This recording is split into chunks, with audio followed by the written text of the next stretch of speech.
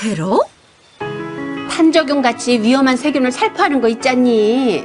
대한민국에서 무슨 생물 테러야? 무슨 소리? 우리나라도 세계 정상회담도 주최하니까 안심할 게 못 돼, 얘. 생물 테러라는 게 말은 되게 거창한 것 같은데 우리 몸에다가 피해를 입히는 병원체를 살포하는 게 다 생물 테러라고. 엄마, 뉴스 좀 잘 들어둬요. 저 같은 장애인들은 매번 뉴스나 매체에 주의를 집중하기 곤란하니까 보호자가 재난방송도 주의 깊게 듣고 대피 방법도 알아둬야죠. 그래, 나리야. 엄마가 미안. 택배 왔습니다. 택배 시킨 게 없는데? 이건 뭐지? 나라에서 생물 테러 조심하라고 할 때는 우편물도 조심해야 되는데. 괜찮아, 괜찮아. 백색가루? 설마? 어머, 이게 무슨 냄새야? 아무래도 이 택배 위험한 것 같아. 어머, 어떡해? 왜 평범한 우리한테 이런 일이? 일단 환기를 좀 시킬까? 안 돼. 이런 생물 테러 때는 여기를 밀폐시키고 우리가 대피해야 한댔어. 둘은 일단 손을 씻어.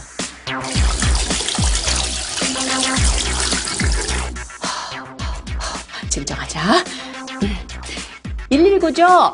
집에 모르는 우편물이 배달됐는데 흰색 가루가 있어서요. 이거 신고해야 되는 거 맞죠? 일단 수건 같은 걸로 코와 입을 막으시고요. 집 밖으로 대피하신 후 기다려주세요. 너무 멀리 이동하지 마시고요. 다행히 위험물질은 아니었습니다. 안심하셔도 됩니다.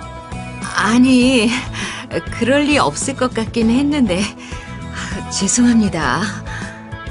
아닙니다. 신고는 정말 잘하신 겁니다. 생물 테러는 일반인들이 확인이 어렵기 때문에 의심스러운 상황이 발생하면 바로 신고해 주시는 게 안전합니다. 아휴, 10년 감수했다, 얘. 나중에 진짜 이런 일 생기면 내가 나리를 보호해줘야 하는데 너무 대책 없이 있었어. 나도 얼른 집에 가서 식구들한테 수상한 우편물 오면 조심하라고 알려줘야 되겠다. 나 갈게. 그래, 잘 가. 자나깨나 안전 조심. 그래.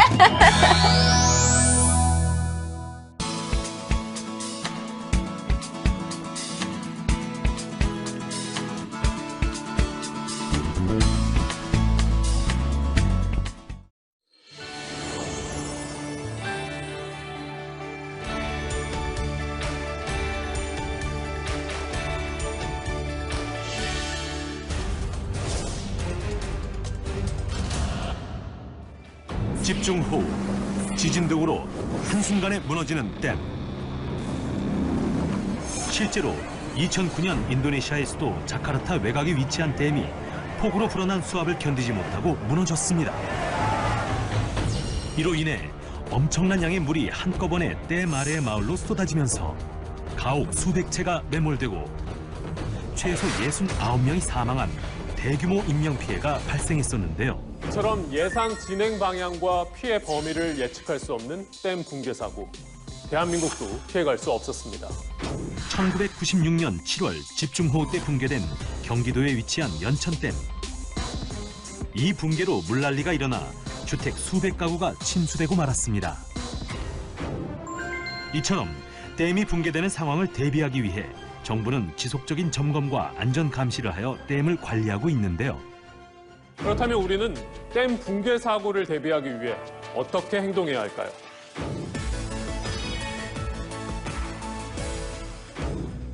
평상시에 집 주변의 댐과 하천의 위치를 미리 확인하여 알아두고 사고가 발생했을 시에 대피할 수 있는 가까운 대피 장소와 대피 경로를 확인하는 것이 중요합니다. 그리고 대규모 홍수나 지진이 발생했을 때는 TV, 인터넷, 라디오 등을 통해 재난방송을 꼭 확인하고 대피하기 전에는 폭발과 감전의 위험을 방지하기 위해 가스와 전기를 차단합니다.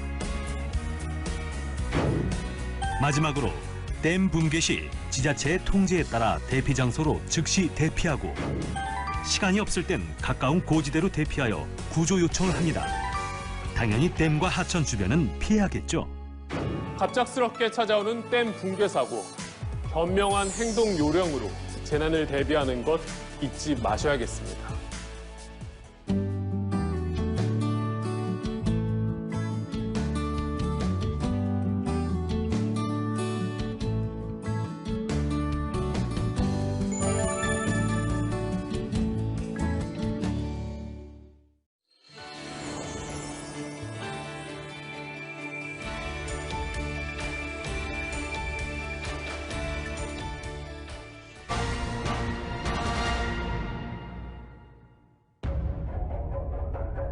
(1986년 4월 26일) 우크라이나 체르노빌에서 발생한 사상 최악의 원전 사고.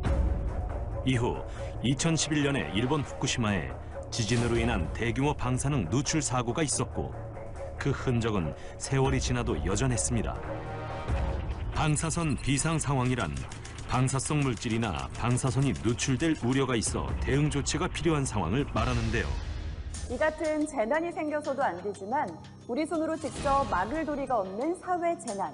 그럴수록 우리 국민 모두 대처 요령을 알아둘 필요가 있습니다.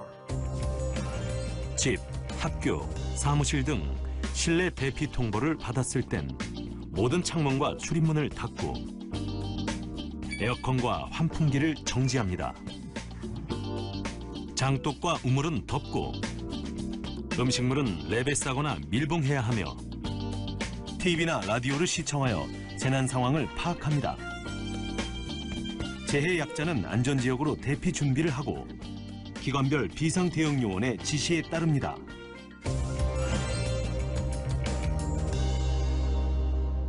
실내 대피 통보를 받았을 때 야외에 머무르고 있다면 즉시 귀가하거나 가까운 콘크리트 건물로 들어가고, 실내로 들어오면 손발과 얼굴을 씻고 입었던 옷은 비닐에 싸서 밀봉합니다. 운전 중일 땐 원자력 시설과 먼 쪽으로 대피하고, 차가 없을 경우엔 주민과 함께 대피합니다.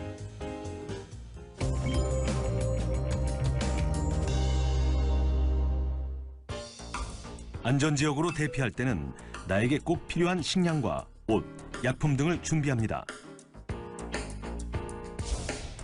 가축이나 애완동물은 구호소에 데리고 갈 수 없으므로 우리에 가둔 후 충분한 먹이를 챙겨줍니다. 또한 화재 예방을 위해 전기, 가스, 보일러, 수도를 끄고 모든 출입문과 창문을 잠급니다. 대피할 땐 마스크를 착용하고 출입문에 흰 수건을 걸어 대피 완료 표시를 해둔 다음 지자체 제공 차량을 타거나 걸어서 구호소로 이동합니다.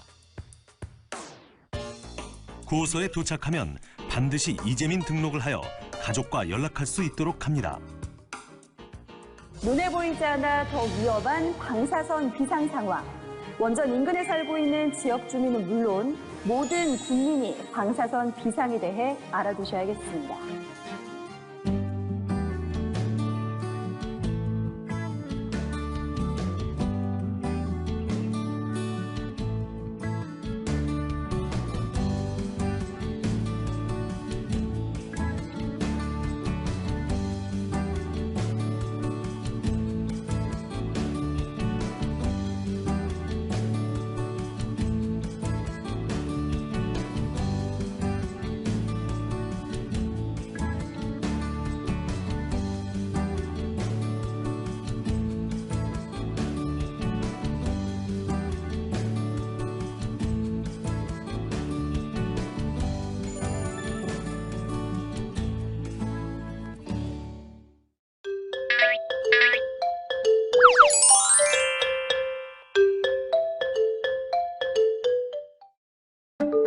생물 테러에 대해 알고 계시나요?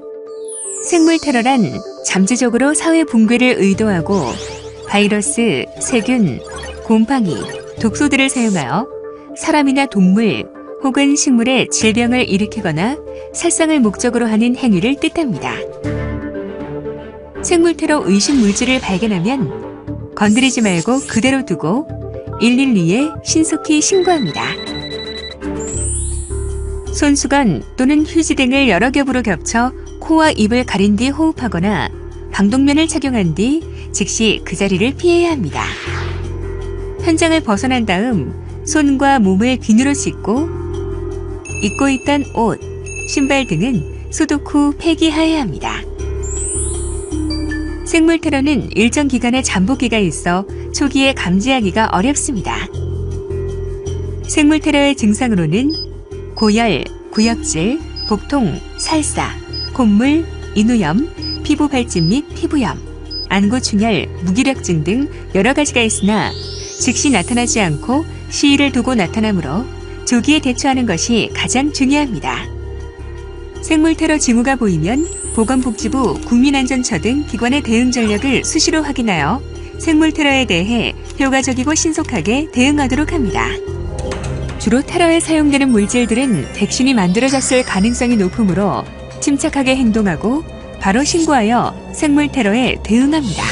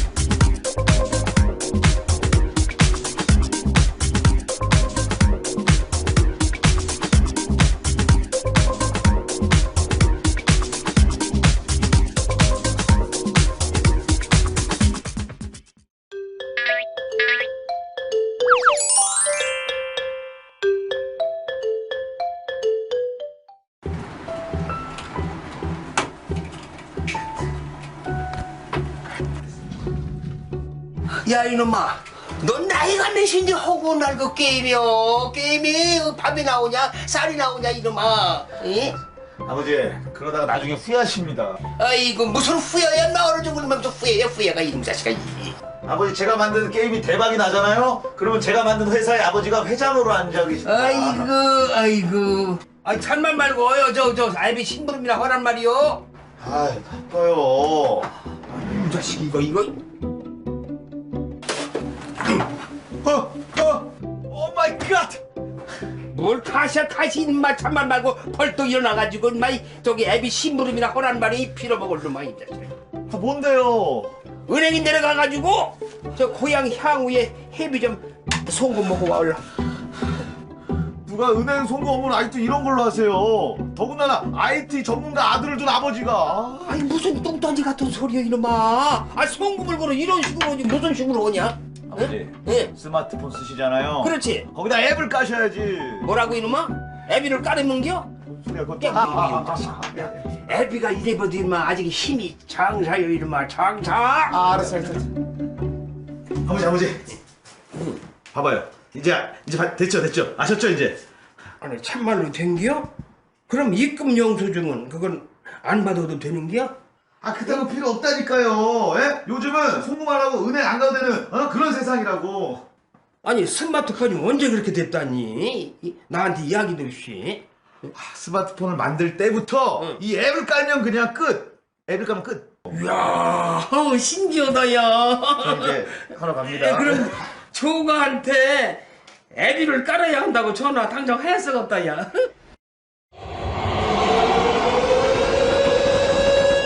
국민 여러분, 여기는 국민안전처 입방정보 통교소입니다. 실제 공습 경보를 발령합니다. 현재 시각 우리나라 전역에 실제 공습 경보를 발령합니다. 특히 이번 훈련의 중점적인 점검 사항은 정보통신의 마비 사태를 대비한 훈련이 되겠습니다. 정보통신은 이제 국가의 신경정신망이라고 해도 과언이 아닙니다. 미래의 전쟁 양상은 폭탄이나 공습 이런 것도 있지만 사이버 테러나 해킹 혹은 상대방의 정보통신망을 일시에 파괴. 지난번에 그 경주던가 어디서 큰 지진 났을 때 전화도 안 되고 인터넷도 안 되고 그때 큰 난리 났었잖아요. 아 정보통신 막상 마비되고 보니까 모두가 우왕좌왕했었잖아요. 만일을 대비해서 뭔가 대비해야 돼요. 아주 알고 대비하는 거 모르고 대비하는 거 하늘과 땅 차이요 안 그래요? 첫째, 약간의 비상식량과 구급약 상자, 랜턴, 양초, 생수를 항상 준비해 두어야겠어요. 예?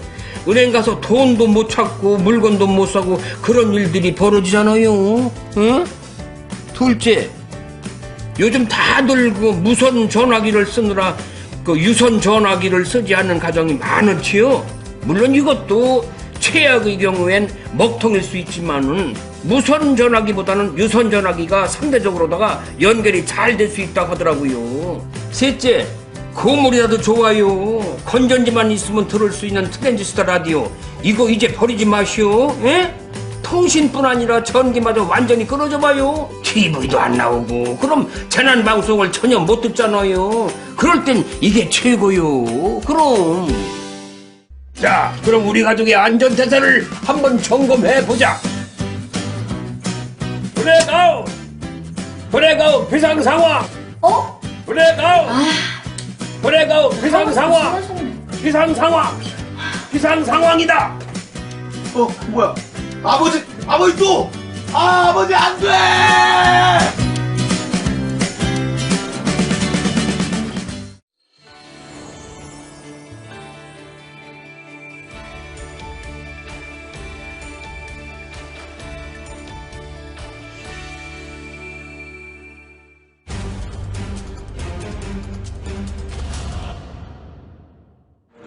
2012년 경북 구미에서 불산가스 유출 사고가 발생했습니다. 불산은 피부에 묻어도 강력한 화상이 동반되어 신경 손상이 발생되는 독성 물질인데요. 이 사고로 5명이 숨지고 16명이 부상을 입었습니다. 이처럼 화학사고는 인체와 환경에 막대한 영향을 끼치는 위험한 사고로서 다른 재난과 같이 기본 상식과 행동 요령을 알아두어야 합니다.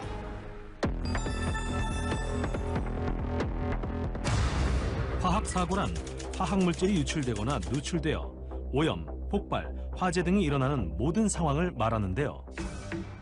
화학사고나 화학사고 징후 발견 시 119로 전화하여 물질의 냄새, 색깔 등을 구체적으로 신고합니다. 방독면이 있으면 착용하고, 방독면이 없으면 마스크, 물수건 등으로 입과 코를 막습니다. 또 비옷을 입어 피부가 노출되지 않게 합니다. 대피 시에는 바람의 방향이 나에게서 사고지역으로 분다면 바람이 불어오는 방향으로 대피하고, 사고지역에서 나에게로 바람이 불어온다면 바람의 직각 방향으로 대피합니다. 건물 밖에서 대피하는 경우 대부분의 고독성 물질은 공기보다 무거워 바닥에 깔리기 때문에 옥상 등 높은 곳으로 대피합니다. 자동차로 대피한 경우에는 사고지역 주변을 통과할 때 창문을 닫고 에어컨, 히터의 작동을 정지합니다. 실내로 대피한 경우에는 창문과 출입문을 젖은 수건이나 테이프를 이용하여 밀봉하고 외부 공기와 통하는 에어컨, 히터, 환풍기를 끕니다. 안전한 장소로 대피 후에는 야외에서 노출된 옷과 신발은 밀봉하여 버리고, 신체에 아무 증상이 나타나지 않아도 온몸을 깨끗이 씻는 것이 좋습니다. 또한 대피 후에는 재난방송을 들어 재난 상황을 파악합니다. 마지막으로 관리자들은 공단 주변에 어린이집, 노인정 등 취약계층이 밀집되어 있다면 유의하여 주의를 주어야 합니다. 자칫 대형 사고로 커질 수 있는 화학물질 사고, 국민 행동 요령을 숙지하여 화학물질 사고에 대비하시기 바랍니다.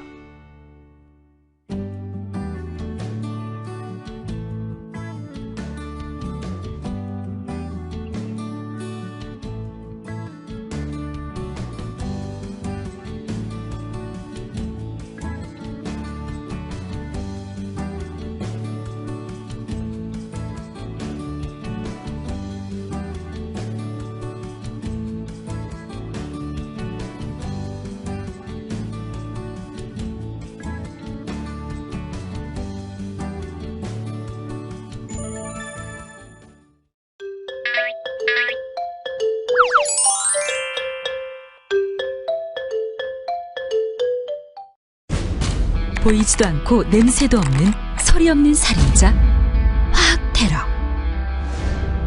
그리고 한국도 더 이상 화학 테러에서 안전하지 않습니다.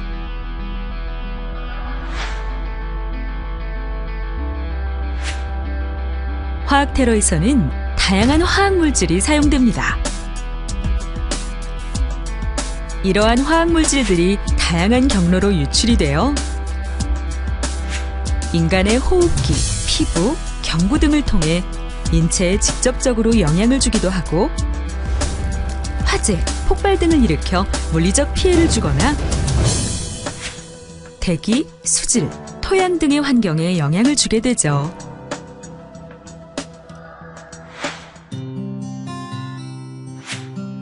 정체불명의 가방, 상자 등 화학테러 의심물체를 발견하거나 화학테러 노출이 감지되었을 때는 즉시 관련 기관에 신고하고 주변인들에게 알립니다.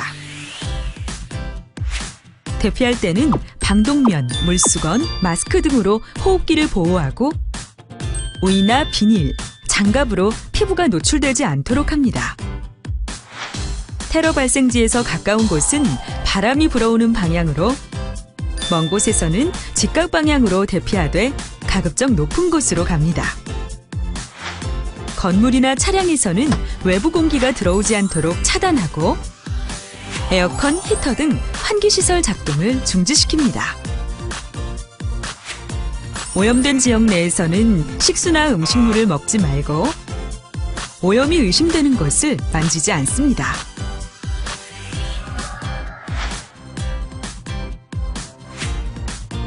흡입 시에는 신선한 공기가 있는 곳으로 이동해 산소를 공급합니다.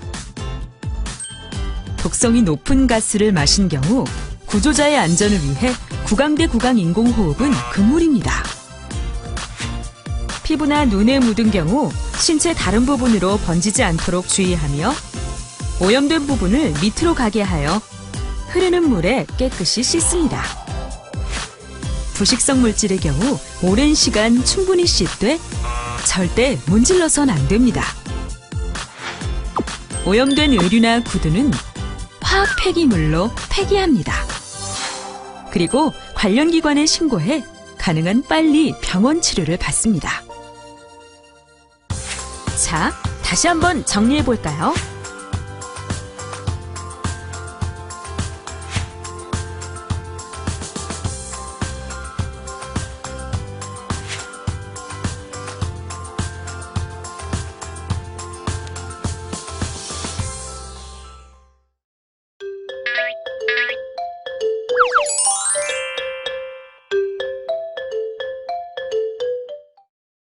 산업의 눈부신 성장과 급격한 도시의 발전.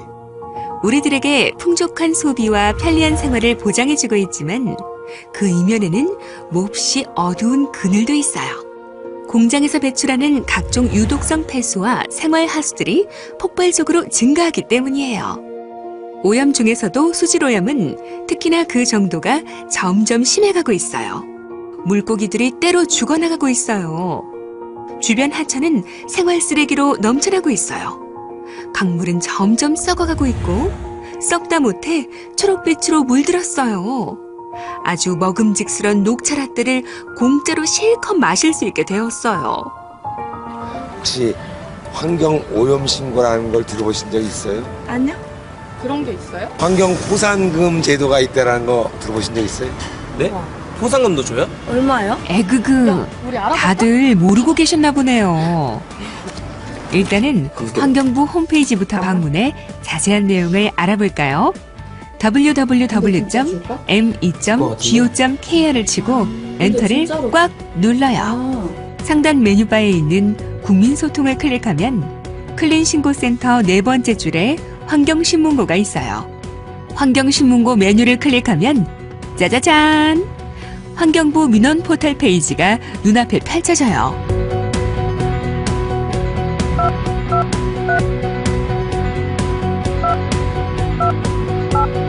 우리나라의 환경을 지키고 보호하려면 모두의 관심과 실천이 필요해요. 애국심이란 게 별건가요? 우리의 후손들이 살아갈 아름다운 삼천리 강산을 지키고 보존해서 물려주는 일이지요. 포상금은 단지 모든 국민이 환경 지킴이가 되자는 취지에서 주는 일종의 격려금입니다. 많고 적고 그 자체가 목적이 될 수는 없겠지요. 주네. 나 이제 길거리에 쓰레기 안 버린다. 자, 그럼 지금 당장 환경신문고를 두드려 보세요.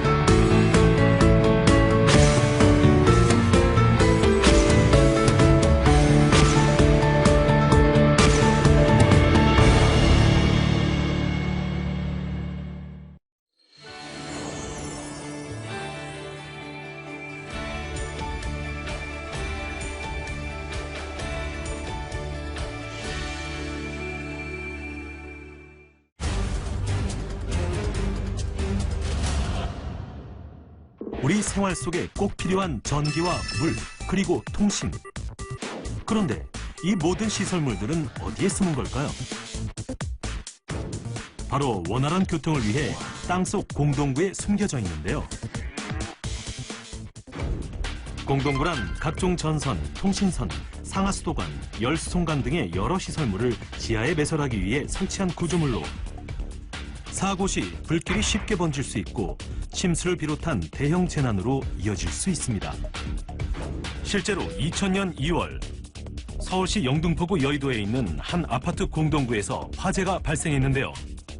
이로 인해 2명의 부상자가 발생하며 가구 내 전력 공급 중단은 물론 통신 회선과 인근 은행 업무가 마비되는 등 막심한 피해를 입었습니다. 공동구 재난의 피해를 최소화하기 위해 우리 모두 행동 요령을 알아두어야 하는데요. 가장 먼저 거주지역 인근의 공동구를 확인하고 공동구 관리자인 지자체, 공단, 관계기관의 비상연락망 등을 파악해둡니다. 그 다음 수도 정지, 전기 정지, 통신 마비 등 공동구 재난 징후나 재난을 발견했을 시에는 주변 사람에게 알린 후 안전한 곳으로 대피하여 119에 신고합니다. 공동구 인근에 있는 주민들은 화재나 파괴 등에 따른 유독가스 흡입, 도로 붕괴 등의 위험이 있으니 공무원의 통제에 따라 대피 장소로 이동합니다.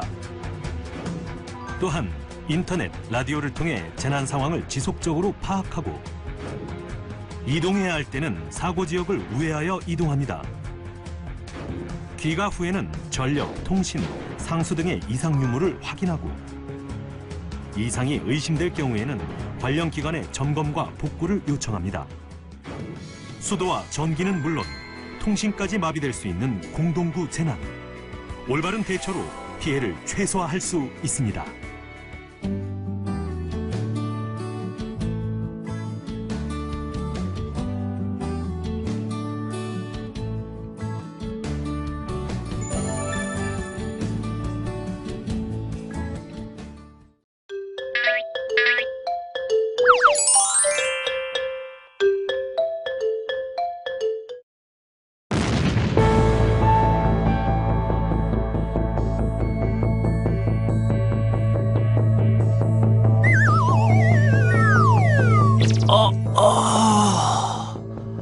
얼마나 쓰러져 있었던 거지?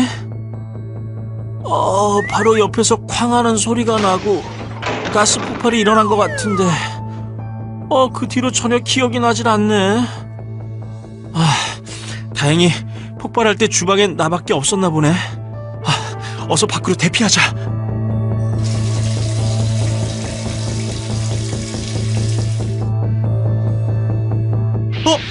점장님! 점장님! 괜찮으세요?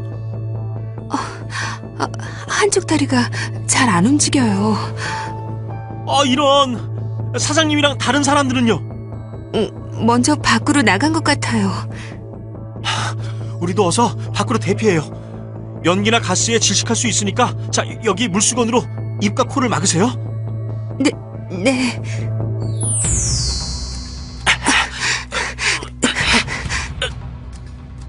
이런! 입구가 막혔어. 이거 어디로 나가야 하지? 이거 여기서 살아나갈 수 있을까?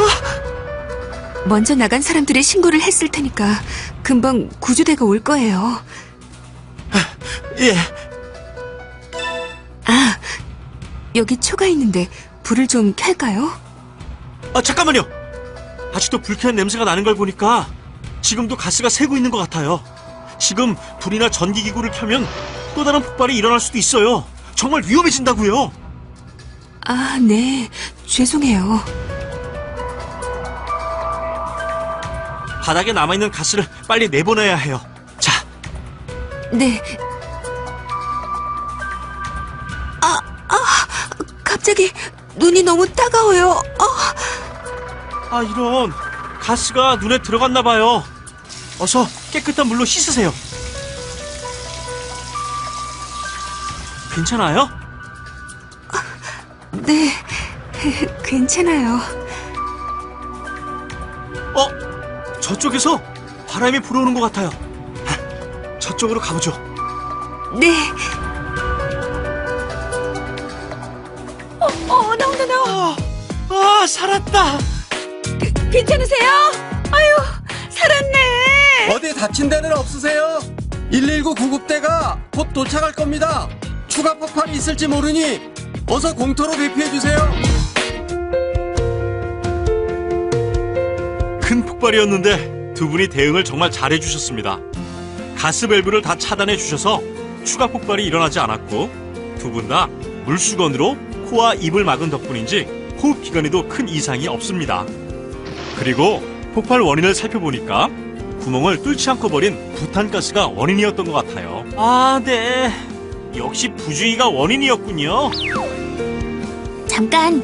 평소에 가스기구와 호스 연결 부분은 비누 거품으로 수시로 점검하셔서 누설 여부를 살펴주세요.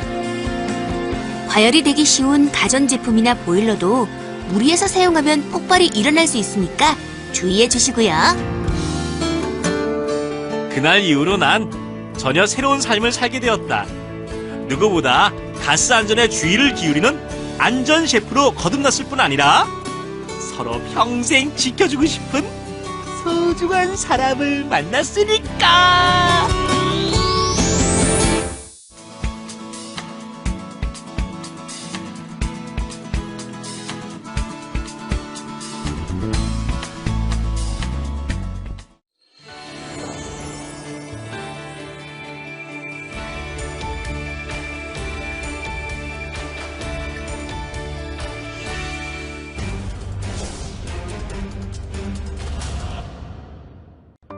인간이 물을 마시지 않고 살아갈 수 있는 기간은 얼마나 될까요?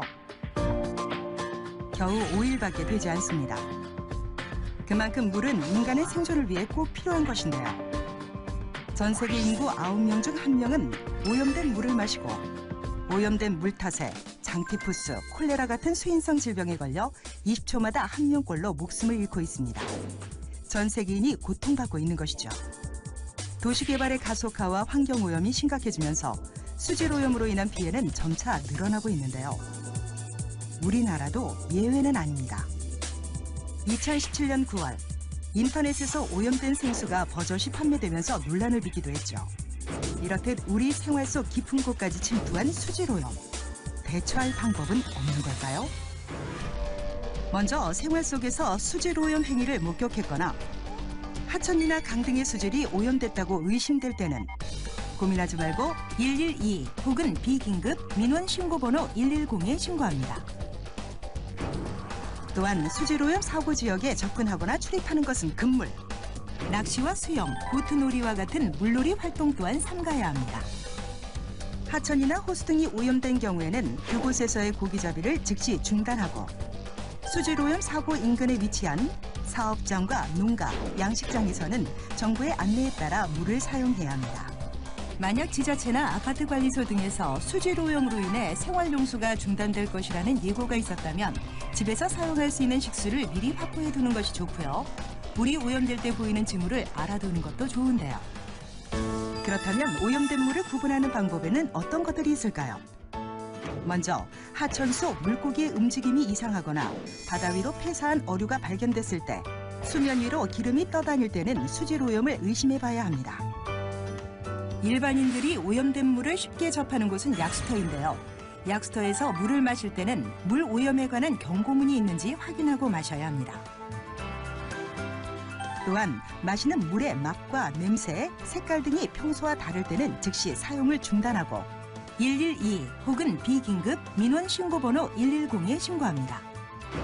오염된 식수를 구분하지 못하고 사용해 인체에 이상 증상이 발생했을 때는 콜레라와 같은 수인성 전염병에 걸릴 위험이 크기 때문에 방치하지 말고 즉시 병원 진료를 받아야 한다는 점 잊지 마세요. 공장 폐수 같은 오염물질이나 화학물질 누출 시 사회 재난으로 이어질 수 있는 대규모 수질오염. 상황별 행동 방법만 잘 지킨다면 충분히 막을 수 있습니다.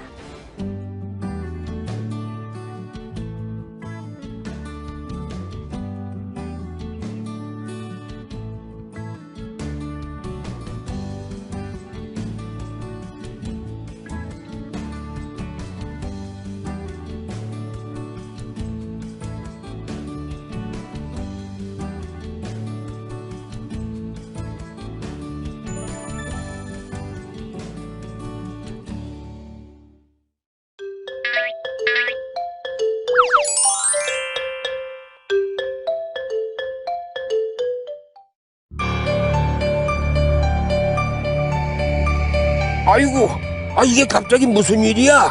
아주 온 동네가 깜깜하네. 아버지, 다친 데 없으신 거죠? 철수는? 저도 괜찮아요. 그런데 전기는 물론이고 물도 안 나오고 가스도 안 나와요. 이를 어쩌죠? 이런, 모든 에너지원이 차단됐나 보네. 이를 어쩌지? 일단 갑자기 밖에 나가는 것은 더 위험하니까 집에 함께 모여있자. 아이고, 저녁도 안 먹어서 배고픈데 목도 마르고. 자, 내 이럴 때를 대비해서 식료품, 구급약, 칼, 양초, 라이터, 손전등, 헬멧, 건전지, 이 식용수를 넣어둔 생존 가방을 항상 준비해 왔어. 자, 여기 통조림이라도 우선 먹어. 우와, 불부터 켜야지.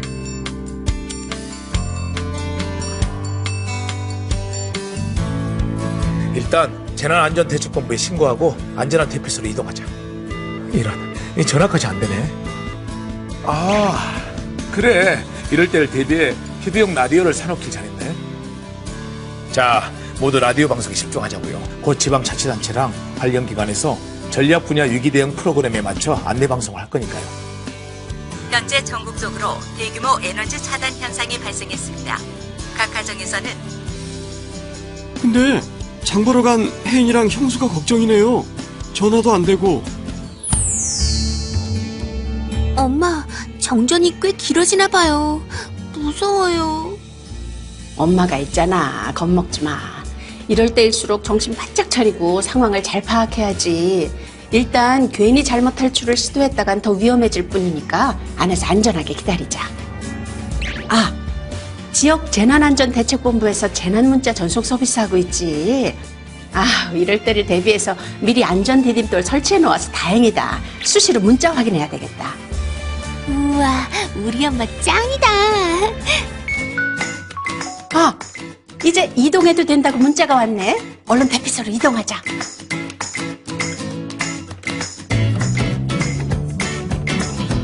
아빠, 할아버지, 삼촌! 다들 무사해서 정말 다행이구나. 네, 다행히 큰 인명피해는 없었나 봐요. 역시 우리 가족이 재난 대응에 강해.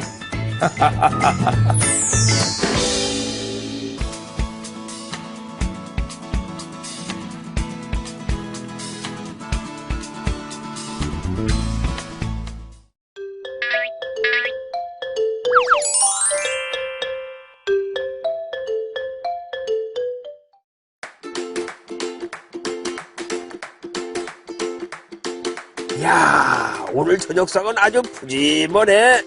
자, 맛있게들 들자꾸나.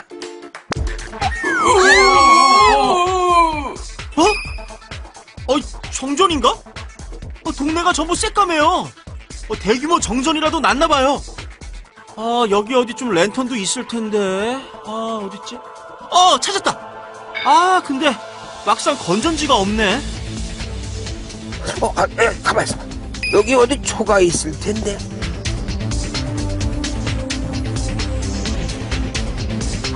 가만히 있어봐. 일단 전기가 다시 들어오면 자동으로 켜지게 돼 있는 가전제품들은 미리 코드를 빼놓거나 꺼놔야지. 한국전기안전공사에 대규모 정전이 났다고 신고해야겠어요. 일단 섣불리 밖에 나가지 말고 집안이 함께 모여있자. 네, 아버님. 건전지로 작동되는 라디오가 있어서 다행이네. 대규모 정전 관련해서 뉴스가 나올지도 모르니까. 이게 다 여러분 때문이잖아요. 당신들이 전기를 마구 쓰니까 내 친구들이 몸살이 난 겁니다. 결국 전력 위기 상황까지 닥쳤다고요. 어머, 우리가 뭘 어쨌다고 그러는 거야? 일단 선생부터 맨날 보지도 않으면서 하루 종일 TV 켜놓고 사람도 없는 방마다 조명 다 켜놓고 여름에는 하루 종일 에어컨도 켜놓고 겨울에는 하루 종일 전기장판 켜놓고 그동안 전기 끌어오느라 내가 얼마나 힘들었는지 알아요? 아, 집 전기세가 많이 나오는 이유가 있었네요. 그게 얼마 전에 알바로 다니던 공장에서 선생은 어땠나요? 선생도 공장이나 사무실 냉난방 설비 마구 트는 건 다를 게 없어요.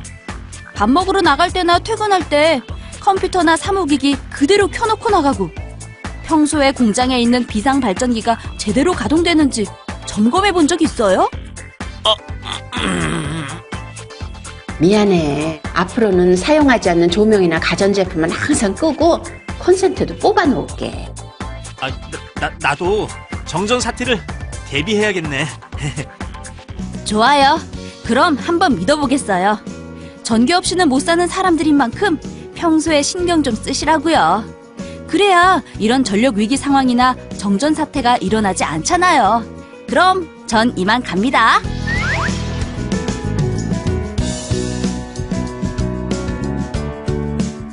아휴, 이제야 살 것 같네. 자, 이제는 우리 절전을 생활화하자꾸나. 그럼요.